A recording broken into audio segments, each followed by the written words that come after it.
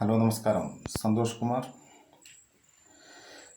ഉത്തര കന്നഡ ഷിരൂർ ജില്ലയിലെ ദേശീയപാതയിലേക്കും സമീപത്തെ ഗംഗാവലി പുഴയിലേക്കും ഉരുൾപൊട്ടലിൽ സമീപത്തെ മലയിൽ നിന്നും ഇടിഞ്ഞിറങ്ങിയ മൺകൂമ്പാരം.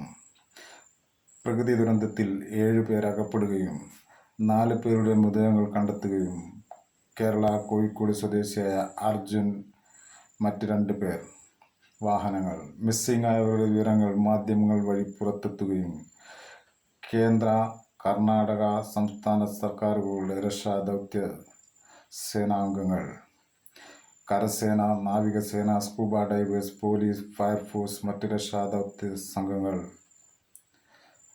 സാങ്കേതിക സംവിധാനങ്ങൾ ഉപയോഗിച്ചുള്ള നീക്കങ്ങൾ, റഡാർ സിഗ്നലുകളിൽ, ഡ്രോൺ നിരീക്ഷണങ്ങളിൽ, സൗര സിഗ്നലിൽ, ശക്തമായ അടിയൊഴുക്കും മണ്ണിൽ കലർന്ന വെള്ളവും 6 മീറ്റർ താഴ്ചയുമുള്ള ഗംഗാവലി പുഴയിൽ 4 ഭാഗത്തായി 4 ലോഹഭാഗങ്ങൾ കണ്ടെത്തിയിരിക്കുന്നു.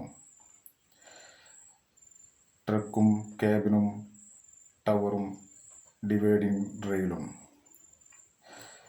സ്ഥലം കാർവാർ MLA ആയ സതീഷ് കൃഷ്ണ സെയിൽ,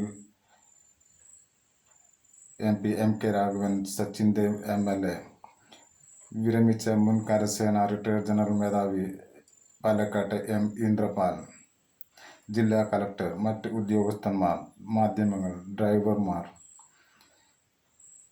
രക്ഷാദൗത്യങ്ങളിൽ 10ാം ദിവസം പൂർത്തിയാവുമ്പോൾ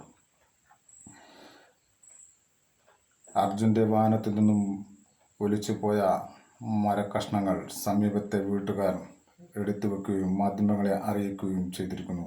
എൻ്റെ വീഡിയോകൾ കൂടുതൽ കാണുന്നതിന് വേണ്ടി ലൈക്ക് ചെയ്യുക, ഷെയർ ചെയ്ത് സബ്സ്ക്രൈബ് ചെയ്ത്